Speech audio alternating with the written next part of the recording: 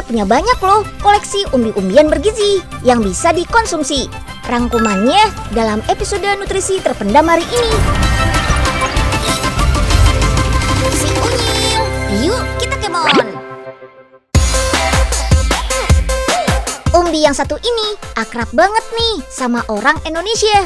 Bahkan sampai dibilang makanan deso. Tapi sekarang beda dong. Ubi ungu sedang naik daun dan banyak diolah jadi makanan kekinian. Salah satunya jadi sereal.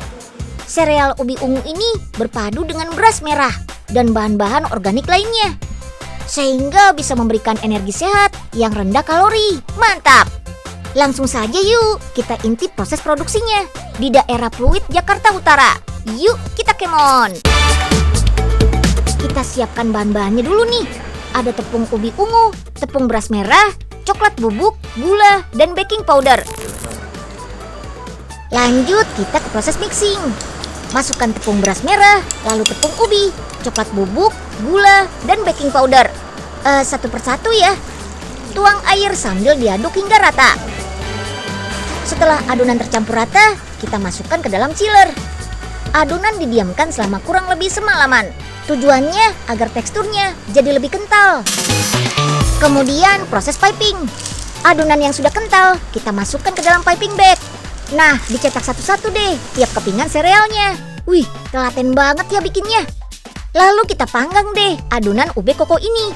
Untuk pematangannya butuh suhu sekitar 200 derajat Celcius. Pemanggangan ini juga nggak memakan waktu lama. Cukup ditunggu selama 15 menit. Sereal ube koko sudah matang. Nah, biar nggak bosan makan sereal yang gitu-gitu aja, kita bisa kreasiin nih. Bikin mix oatmeal pakai ube koko ini. Come on! Siapkan dulu bahan-bahannya ya. Pertama campur yogurt dengan susu. Sebagai pengganti susu sapi, kita bisa pakai susu almond nih, biar lebih sehat. Aduk rata, lalu campurkan biji oat secukupnya. Selanjutnya bisa kita variasikan. Bisa dicampur dengan buah-buahan biar makin segar. Oh iya, bintang utamanya ube koko. Jangan lupa dimasukkan ya. Terakhir, tuang madu di bagian atasnya. Selain buah-buahan, kita juga bisa bikin variasi oatmeal coklat. Biar makin yummy, kita haluskan pisang. Campur dengan susu dan yogurtnya. Tambahkan coklat bubuk dan selai kacang, lalu aduk rata. Terakhir, masukkan sereal, ube koko, dan madu. Yummy! Kandungan karbohidrat ubi dan beras merahnya akan menjadi sumber energi yang ideal buat kita. Sementara seratnya bagus untuk pencernaan dan gak bikin kita cepat lapar. Oh iya, teman-teman tahu nggak? Ubi ungu yang merupakan bahan utama sereal ini mengandung karotenoid, asam fenolat, dan antosianin. Kandungan ini memberikan warna ungu pada ubi, sekaligus berperan sebagai antioksidan, zat yang dapat melindungi kita dari penyakit berbahaya. Yuk kita habiskan sereal ubi coklatnya. Yummy!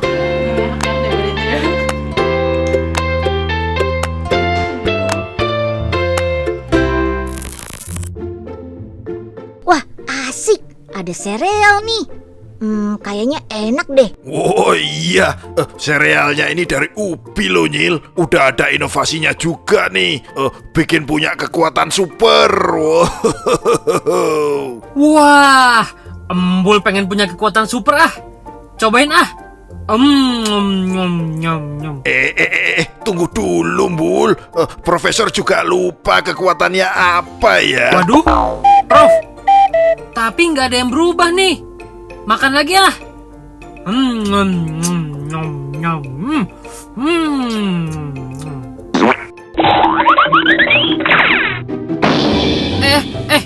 Kekuatan super bikin terbang sih iya. Tapi nggak dari kentut gini juga kali. Embul malah jadi nyangkut nih. Wah.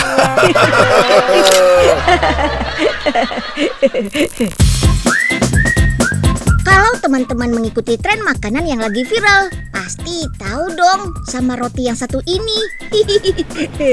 Iya, ini adalah sweet potato mochi bread. Roti asal Korea yang tampilannya mirip banget sama ubi ungu. Sampai susah kan bedainnya. Di Korea, roti ini dikenal dengan nama gogumapang. Roti mochi dengan tampilan gemas, dengan isian ubi yang lembut, manis, dan legit. Yummy! Roti mochi yang unik mirip kayak ubi ungu ini punya tekstur yang crispy kalau misalkan digoreng. Dan di dalamnya juga full sama ubinya. Terus ada surprise-nya juga.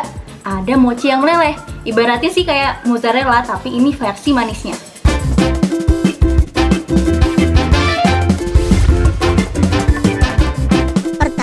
Kita buat adonan kulitnya dulu. Aduk tahu putih dan telur. Satukan bahan kering seperti tepung terigu, gula pasir, tepung ketan, dan baking powder. Campurkan bahan basah ke bahan kering. Aduk-aduk sampai merata. Setelah itu, mixer selama 15 menit dan tambahkan air sedikit. Tunggu sampai adonannya kalis. Meskipun tampilannya mirip ubi jalar ungu, tapi isiannya pakai ubi jalar oranye. Kukus ubi jalar oranye selama 1 jam. Wih, ubinya sudah matang nih. Ubi jalar oranye dipilih karena rasanya lebih manis. Beda warna ubi, beda juga nih kandungannya. Kalau ubi jalar oranye ini kaya akan beta karoten yang bisa diubah jadi provitamin A dalam tubuh. Larutkan gula, garam dengan air. Lalu campurkan tepung beras dan tepung ketan. Masukkan larutan gula ke bahan keringnya. Aduk merata sampai nggak ada adonan yang menggumpal. Oke deh, sip. Kukus sekitar 30-45 menit. Wih, teksturnya sudah padat dan kenyal nih. Potong beberapa bagian untuk menjadi topping pelengkapnya ya. Mochi inilah yang akan leleh di bagian tengah ketika rotinya dibelah. Balut dengan kulit adonannya ya, sampai isiannya tertutup. Terus bentuk adonan jadi lonjong seperti ubi. Baluri permukaannya dengan tepung ubi ungu. Biar tambah mirip lagi, bentuk ujung-ujungnya agak lancip. Sentuhan terakhir nih, tusuk roti untuk menambahkan tekstur. Wih, tuh kan, kalau ini sih bikin orang keliru. Mana ubi ungu yang asli, mana yang roti? Sweet potato mochi bread ini nggak pakai pengawet. Daya tahannya sih cuma 3 hari di kulkas dan 1 hari di suhu ruangan. Kalau mau disajikan, lebih baik digoreng dulu selama 3-4 menit dengan api kecil atau sedang. Dan tada! Roti ubi siap disantap. Yuk kita kemon. Umbi-umbian yang satu ini akrab banget sama ibu-ibu di dapur. Yap, bawang merah. Bumbu inti yang gak boleh absen. Karena selain memberikan rasa yang lebih gurih, aromanya yang harum bikin masakan makin nikmat. Tapi sayang, bawang merah segar gak bisa disimpan dalam waktu lama. Makanya inovasi pasta bawang merah siap masak ini hadir. Daya simpannya lebih lama. Dan yang pasti sudah nggak usah ngupas-ngupas dan ngiris-ngiris bawang sampai nangis lagi. Salah satu sentra bawang merah terbesar di Indonesia ada di Kabupaten Brebes, Provinsi Jawa Tengah. Bawang merah yang dibudidaya di sini adalah varietas lokal bernama Bima Brebes. Ciri-cirinya punya bentuk umbi yang lebih lonjong dan berwarna merah muda. Keunggulan varietas ini aromanya lebih kuat dan tahan terhadap perubahan musim. Proses pengeringan bakal menguapkan air pada daun dan umbi biar lebih awet sebelum dipasarkan. Sebelum dikirim ke pasar-pasar induk, bawang merah bakal disortir, dipotong-potong dan dipisah-pisah bagian daun dengan umbinya sampai bersih deh. Yang masih jadi kendala setelah masa panen adalah daya simpannya yang gak bisa lama. Nah, biar hasil panen bawang merah bisa disimpan lebih lama sebelum dipasarkan, sudah ada gudang penyimpanan yang memakai teknologi bernama cas. Teknologi cas bisa mengondisikan kandungan udara pada gudang penyimpanan. Selain disimpan di gudang cas kayak tadi, buat memperpanjang daya simpan dan meningkatkan nilai tambah bawang merah, bawang ini diolah menjadi pasta siap masak. Bawang merah hasil panen harus disortir terlebih dahulu nih dari umbi yang busuk dan juga kulit keringnya. Dalam sehari, pabrik ini membutuhkan 1 ton bawang merah segar untuk diolah buat dijadikan pasta. Bawang merah yang lolos sortir selanjutnya dicuci pakai mesin pencuci yang berputar seperti ini. Supaya sisa tanah dan kulit kering yang masih menempel bakal ikut terlepas. Pencucian biasa dilakukan 2-3 kali. Tergantung tingkat kebersihan bawang merah yang ada. Bawang merah yang sudah bersih bakal ditimbang dan diolah dalam mesin retort. Mesin retort bakal menghasilkan uap panas bersuhu 75 derajat Celcius. Mirip di steam atau di presto gitu. Proses ini dilakukan selama 5 menit supaya bawang merah steril dari bakteri Clostridium botulinum yang asalnya dari tanah dan bisa sangat berbahaya buat kesehatan. Lanjut, bawang merah diangkut naik ke mesin penggilingan. Untuk pembuatan pasta, tekstur penggilingannya nggak terlalu lumat ya, biar jadi mirip sama irisan gitu deh. Hasil gilingan selanjutnya bakal dimasak dengan mesin. Sambil diaduk, pemasakan juga dicampur sama bahan tambahan lain seperti tepung tapioka, garam, dan air. Proses pemasakan bakal berlangsung selama 10-15 menit. Pasta bawang merah yang sudah jadi, selanjutnya langsung diisi ke dalam kemasan berbahan aluminium foil. Masih ada tahap akhir nih. Pasta bawang merah yang sudah dikemas masih perlu disterilkan lagi pakai mesin retort. Proses sterilisasi ini bisa bikin pasta bawang merah awet hingga 6 bulan dalam suhu ruang. Dan bisa lebih dari setahun kalau disimpan dalam lemari pembeku bersuhu minus 10 derajat Celcius. Selain jadi lifesaver ibu-ibu di dapur, inovasi pasta bawang gini sudah pasti lebih ekonomis karena bisa disimpan lebih lama sebagai bumbu dapur. Mudah diolah dan punya cita rasa yang enak, bikin kentang jadi salah satu umbi favorit masyarakat dunia, termasuk Indonesia pastinya. Tapi teman-teman tahu nggak kalau sebenarnya kentang itu ada banyak jenisnya? Kabupaten Enrekang di Sulawesi Selatan punya jenis kentang yang punya ciri khas khusus. Namanya kentang Kalosi. Daerah Enrekang merupakan salah satu penghasil kentang terbaik di Sulawesi. Kentang Kalosi punya ciri khas mata umbinya berwarna merah. Biasanya disebut bintik merah atau orang Enrekang menyebutnya bibir merah. Si bintik merah ini menandakan kalau kentangnya banyak mengandung vitamin dan kadar proteinnya juga tinggi. Cocok banget deh buat yang lagi terapi diet atau kena diabetes. Wilayah Enrekang yang berada di dataran tinggi cocok untuk menanam kentang. Soalnya kentang biasanya akan tumbuh pada ketinggian 1000 meter lebih. Kalau kurang dari itu, umbinya nggak akan tumbuh. Selain itu, jenis tanah juga bisa mempengaruhi kandungan karbohidrat pada umbi kentang. Selain digoreng atau diolah jadi aneka kue tradisional, kentang paling sering diolah jadi camilan keripik atau crackers kayak gini nih. Seharinya, pabrik ini menghabiskan bahan baku kentang hingga 5 ton loh. Pertama-tama, bahan baku utama yaitu kentang dimasukkan ke mesin pencuci sekaligus pengupas. Sekali beroperasi, mesin ini bisa mengupas 200 kg kentang. Wah, efisien banget ya. Soalnya mesin ini dilengkapi alat berupa sikat kasar dan dialiri air terus-menerus. Sehingga proses pengupasan nggak memakan waktu lama. Kentang yang sudah dikupas kemudian di steam. Di dalam mesin ini, kentang dikukus dalam suhu 150 derajat Celcius selama 1 jam. Proses ini dilakukan untuk membunuh bakteri dan mikroba yang terdapat pada kentang. Kentang yang sudah di steam dimasukkan deh ke dalam mesin penggiling. Kentang yang sebelumnya masih berupa bulatan, setelah digiling selama 1 jam, teksturnya akan menjadi halus. Mirip seperti mashed potato. Lanjut yuk ke proses mixing. Bahan-bahannya ada tepung, gula, minyak, bahan campuran lainnya, berbagai bumbu, dan yang paling penting adalah kentang yang sudah dihaluskan tadi. Semua bahan ini kemudian dimixer selama 20 menit hingga tercampur rata dan adonan menjadi kalis.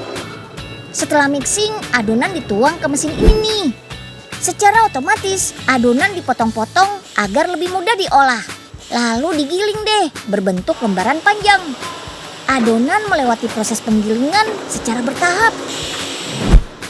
Nah, adonan yang sudah jadi lembaran tipis ini kemudian dicetak berbentuk bulat-bulat. Petugas di sini selalu melakukan pengecekan kualitas untuk menghindari produk cacat.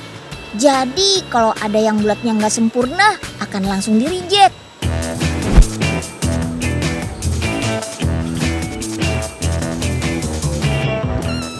Lihat tuh, panjang banget ya mesinnya teman-teman. Sampai 60 meter. Widih.